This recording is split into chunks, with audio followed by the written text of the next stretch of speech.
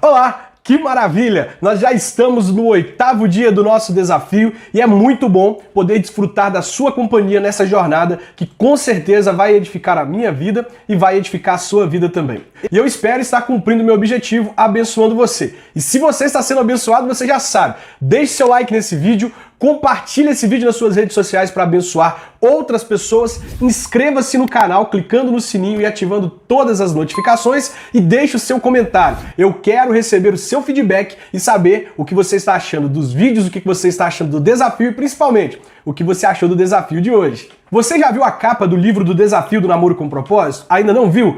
Você ainda não sabe que vai ter um livro? Vai sim! Ao final desse desafio, nós vamos publicar um livro com todas as reflexões, com todos os desafios, com devocionais, com textos bíblicos e com alguns acréscimos que nós vamos fazer. Um livro que será um manual para abençoar jovens. Você pode usar no discipulado da sua igreja, na liderança de célula ou mesmo para aplicar na sua vida, no seu futuro relacionamento ou no seu relacionamento. Você pode adquirir esse livro na pré-venda, basta clicar no link que está aqui na descrição do vídeo. A pré-venda é um método em que você encomenda o livro e ao final desse desafio nós vamos publicar esse livro e enviar na sua casa com frete grátis. Adquira logo o seu livro na pré-venda e eu tenho certeza que esse livro vai abençoar muito a sua vida. Sem mais demora, vamos para o texto bíblico do nosso desafio que hoje está aqui em 1 Tessalonicenses, capítulo 4, verso 3, que diz assim: porque esta é a vontade de Deus, a vossa santificação, que vos abstenhais da prostituição.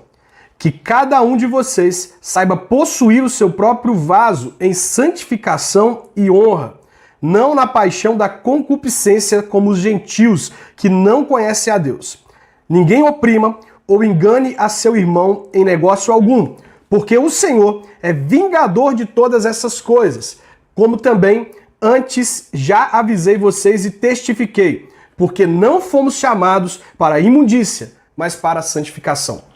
De acordo com o texto que nós lemos, que foi escrito pelo apóstolo Paulo, a vontade de Deus para a minha vida e para a sua vida é que nós vivamos em santidade. O apóstolo Paulo vai dizer aqui que cada um de nós devemos saber possuir o nosso vaso. Quando diz vaso, está dizendo o nosso corpo, e que nós devemos possuir o nosso corpo não na paixão da carne, concupiscência, não nas paixões da carne, mas para a santificação, em honra e glória ao nome do Senhor.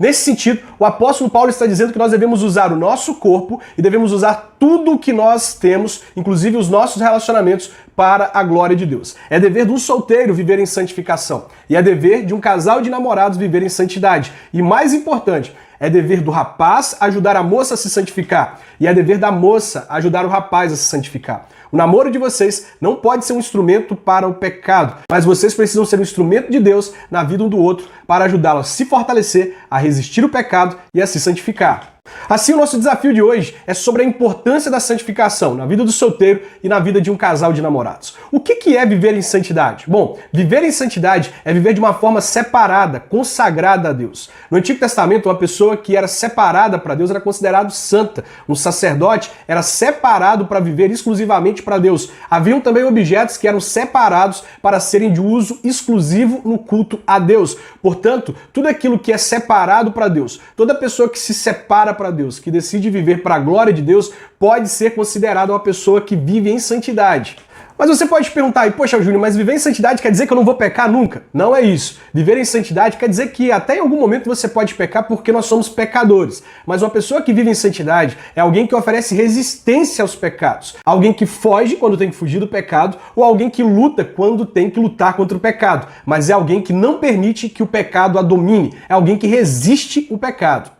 Eu sempre digo que viver em santidade ou que uma pessoa santa não é alguém que nunca vai errar. Ao contrário, nós podemos errar sim, mas nós não ficamos no erro, nós não permanecemos no erro. Nós podemos pecar, mas de acordo com a Bíblia nós não permanecemos em pecado. Portanto, viver em santidade não é que você nunca vai cair, não é que você nunca vai pecar, mas é que você vai lutar contra o pecado. Ou seja, se você luta contra a pornografia, a masturbação, contra o sexo no namoro, se você cair em um desses pecados, você precisa se levantar e lutar para que esse pecado não se repita na sua vida o máximo que puder. Mas se acontecer de você cair em um desses pecados novamente, você precisa se levantar, resistir o pecado. Ou seja, se eu caía no mesmo pecado segunda, terça, quarta, quinta, sexta, sábado, domingo, eu vou levantar na segunda-feira, decidido a não pecar na segunda, e vou lutar a segunda-feira inteira para resistir o pecado. E vou fazer o mesmo na terça e na quarta. Mas se por acaso eu cair em pecado na quinta-feira, eu não vou deixar o resto da semana ser dominada pelo pecado, mas eu vou me levantar de novo, oferecer resistência ao pecado e vou fazer com que ele fique cada vez menos repetitivo na minha vida.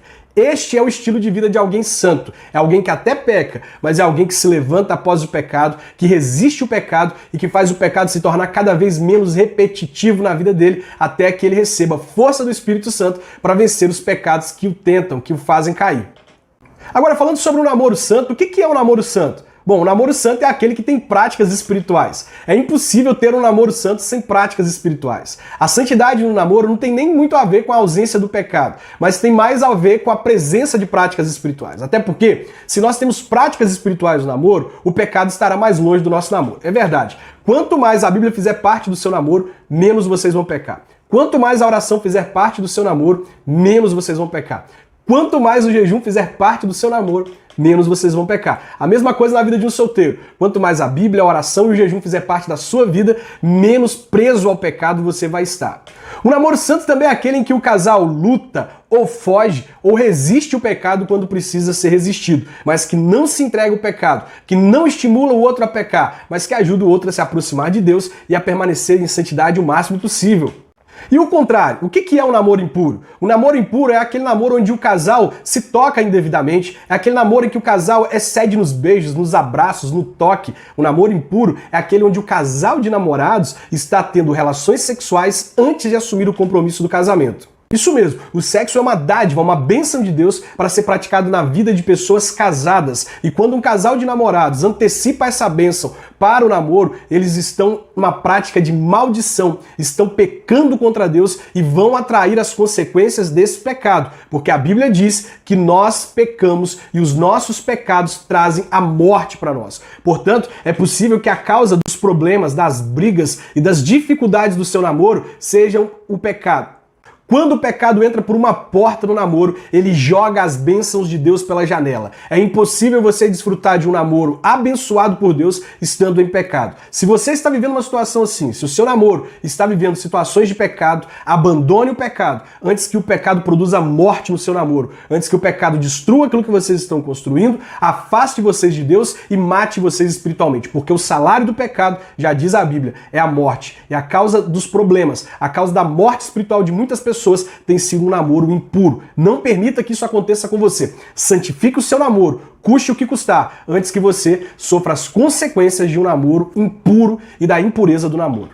Agora, qual a importância da santidade no namoro? Por que é importante que um casal de namorados se santifique? É isso que eu quero falar a partir de agora. Em primeiro lugar, um casal deve viver em santidade porque essa é a vontade de Deus. Gente, muitas pessoas fazem campanha de oração para que Deus revele a vontade dele para a vida delas. Eu já vi pessoas fazendo campanha de oração, propósitos, orando 1 ano, 2 anos, 3 anos para Deus revelar a vontade dele para determinada área da vida delas. E a gente precisa entender uma coisa, a gente precisa pedir menos revelação para Deus daquilo que ele não disse e começar a praticar mais o que ele disse. Porque se você não é capaz de praticar o que ele disse, você também não será capaz de praticar aquilo que ele revelar especificamente para você.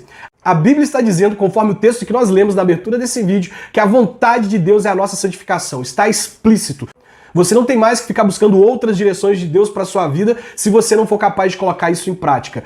Viva aquilo que está claro. Deus está dizendo para você, santifique-se, então se santifique. Isso por si só já basta. Saber que a vontade de Deus é que a gente viva em santidade e que a gente tenha relacionamentos em santidade já é suficiente. Eu nem precisava falar de mais 4 outros motivos. Mas como eu quero ser bem didático e fazer com que você entenda de forma bem profunda a importância da santidade, eu quero te dar mais 4 motivos. Olha só, em segundo lugar, é importante que um casal viva em santidade porque muitos casamentos estão sendo destruídos por causa de pecados do namoro. Gente, o pecado é uma semente. A Bíblia diz que tudo que nós plantarmos, nós vamos colher. E quem planta o pecado no namoro, colhe o pecado no noivado e no casamento. Muitas vezes o namoro em pecado, ele sobrevive. A duras custas, o casal vai empurrando com a barriga, vai se esforçando, vai fazendo de tudo para dar certo. E aquele namoro até sobrevive e se torna um casamento. Mas o pecado dá frutos. E algumas vezes ele dá frutos tão amargos que são capazes de destruir o casamento, são capazes de destruir o que aquelas pessoas estão construindo há anos. Muitos casamentos. E o cenário brasileiro, com tantos divórcios, com tantas pessoas que casam com planos e sonhos, mas que se separam, prova que muitos casamentos estão sendo destruídos por causa de namoros em pecados, por causa de namoros que não estavam sendo levados em santidade, inclusive dentro da igreja. O divórcio é uma realidade dentro da igreja evangélica, dentro da igreja católica, e por mais que o pastor e o padre instruam suas ovelhas a não se divorciarem, namoros em pecados têm sido a causa da destruição de muitos casamentos. Portanto, para que o seu casamento lá na frente não sofra com as consequências de um namoro pecaminoso, arrependa-se do seu pecado. Santifique-se o seu namoro. Até porque, em terceiro lugar, um casal deve viver em santidade, porque Deus recompensa aqueles que vivem em santidade. Eu não disse que alguns casamentos estão sendo destruídos por causa de namoros pecaminosos? Porém, eu também tenho que te dizer que muitos casamentos estão dando certo. O casal está feliz na presença de Deus, em harmonia, dando frutos, dando bons testemunhos, feliz entre eles porque eles foram fiéis ao Senhor, porque eles viveram em santidade. Da mesma forma que o pecado gera consequências desastrosas, a santidade no namoro gera uma recompensa. Eu mesmo repeti uma frase muitas vezes no início do nosso ministério e fiz uma camisa com ele. Toda renúncia para Deus tem uma recompensa. Nós precisamos aprender que quando nós renunciamos, quando nós somos fiéis a Deus no namoro, Deus é fiel no nosso casamento. Hoje eu desfruto da fidelidade, da recompensa de Deus no meu casamento, porque eu vivi em santidade no meu namoro. Eu e Michelle nos esforçávamos muito para nós vivermos em santidade, para estarmos na presença de Deus e para ajudar um ao outro a ficar santo, a ficar irrepreensível diante de Deus. E é graças a isso que nós temos desfrutado das recompensas de Deus. Vale a pena viver em santidade, vale a pena se santificar no namoro, porque Deus recompensa aqueles que são fiéis a Ele. Em quarto lugar, é importante que um casal viva em santidade durante o namoro para que eles desfrutem da experiência da espera e desfrutem da recompensa da surpresa. Uma coisa que eu quero que você entenda é que o sexo é uma bênção de Deus para o casamento, ele é uma recompensa de Deus. E a vontade de Deus é que o casal se conheça sexualmente dentro do casamento, que eles se descubram e que eles aprendam a satisfazer um ao outro dentro do casamento e não antes do casamento. O sexo feito antes do casamento estraga a surpresa da recompensa no casamento. Não sei se já aconteceu com você, mas quando eu era mais novo e estudava na parte da manhã na escola, eu chegava em casa com muita fome. E sempre que eu chegava em casa havia um pote de biscoitos sobre a mesa. Minha mãe estava fazendo uma comida maravilhosa, mas eu estava com tanta fome que eu ia lá e comia aqueles biscoitos, mesmo com ela falando comigo, esse menino não come, que vai chegar na hora do almoço e você não vai estar com fome. Eu ia lá e comia aqueles biscoitos, chegava a hora do almoço, minha mãe servia aquele prato maravilhoso, aquela comida maravilhosa, e eu não conseguia comer, mesmo sendo a minha comida preferida. Acontecia que eu havia me distraído com migalhas enquanto minha mãe estava preparando um banquete. O sexo antes do casamento é apenas migalhas. A verdadeira recompensa do sexo está no casamento e em ser praticado de acordo com a vontade de Deus. Não se contente em experimentar aquilo que você acha que é bom para você hoje. Você pode até achar que sua vontade é boa, mas somente a vontade de Deus é boa, perfeita e agradável. Busque viver a vontade de Deus, escolha viver a vontade de Deus, mesmo que para isso você tenha que renunciar a coisas que são prazerosas no momento, mesmo que para isso você tenha que abrir mão de coisas que fariam bem para sua carne. Então, para que você possa viver a experiência da espera e a recompensa da surpresa, santifique-se. Guarde-se para o seu casamento. Guarde a sua sexualidade e o seu corpo para que você e o seu marido, você e a sua esposa se descubram, se conheçam e aprendam a se satisfazer sexualmente no casamento, debaixo da bênção de Deus, debaixo da recompensa da espera e da surpresa que Deus tem reservado para vocês. Em quinto e último lugar, é muito importante que um casal viva em santidade durante o namoro, porque sem santidade ninguém vai ver a Deus. A Bíblia é muito clara sobre a importância da santificação nesta vida, porque quando nós plantamos o pecado, nós colhemos as consequências do pecado, mas ela também é muito clara sobre as consequências eternas do pecado. A Bíblia chama a prática sexual ou atitudes sexuais no namoro de fornicação. E a advertência bíblica para os fornicadores é que eles não serão salvos. O apóstolo Paulo diz que sem santidade ninguém verá o Senhor. E lá em 1 Coríntios capítulo 6, verso 9 ao 10, diz que os fornicadores não herdarão o reino de Deus. Nós também podemos encontrar isso em Efésios capítulo 5, verso 5 e em Apocalipse capítulo 22, verso 15. A fornicação é um pecado condenado ao inferno. E todo ato de estímulo sexual que você tem com o seu namorado e com a sua namorada é considerado um pecado de fornicação que pode, olha, é duro te dizer isso, mas pode ser condenado ao inferno. A vontade de Deus é que você seja salvo. A vontade de Deus é que você seja um instrumento de santificação e um instrumento para ajudar o seu parceiro a ser salvo e não um instrumento de perdição. Por isso, santifique-se, santifique o seu namoro, aproxime-se juntos de Deus, lutem pela santidade um do outro e pela santidade do relacionamento para que vocês desfrutem da recompensa de Deus lá no casamento e para que vocês não tenham que colher os amargos frutos das consequências do pecado. Agora, como foi no meu namoro? Quando nós tivemos dificuldades com beijos e abraços, nós interrompemos beijos e abraços porque era mais importante pra gente viver em santidade e era mais importante pra gente ter a presença de Deus no nosso namoro do que ter beijos, abraços. Nós fomos capazes de ter uma atitude radical de abandonar os beijos, os abraços, os toques para não perder a presença de Deus. E isso fez muita diferença pra gente. Nos dias em que nós estávamos fracos, nós íamos embora pra casa, nós não ficávamos perto um do outro, nós evitávamos ficar perto um do outro para não estimular o outro a pecar, para não fazer o outro a declinar do seu voto de santidade a Deus. Nós nos ajudávamos a ficar em santidade. Nós perseverávamos pela santidade um do outro. Eu fiz o que o apóstolo Paulo orienta os homens a fazer por suas mulheres. Ajudei minha namorada, hoje minha esposa, a permanecer em santidade e ela me ajudou a permanecer em santidade. Nós colhemos juntos hoje frutos das nossas atitudes radicais. Nós colhemos hoje recompensa das nossas atitudes de fidelidade e de renúncia a Deus no namoro. Vale muito a pena desfrutar da bênção de Deus, mas só desfruta da bênção de Deus aqueles que são radicais, que são capazes de cortar qualquer coisa do relacionamento, mas que prezam pela presença de Deus. O meu lema, mas o lema da Michelle era santidade a qualquer custo. Nós escrevemos isso no Orkut, escrevemos isso no MSN, mas nós praticamos isso na nossa vida. Nós vivíamos um estilo de vida em que nós éramos capazes de cortar qualquer coisa, de perder qualquer coisa, inclusive um ao outro. Mas nós jamais ficaríamos felizes ou colocaríamos a perder a presença de Deus, porque ela era mais importante para nós.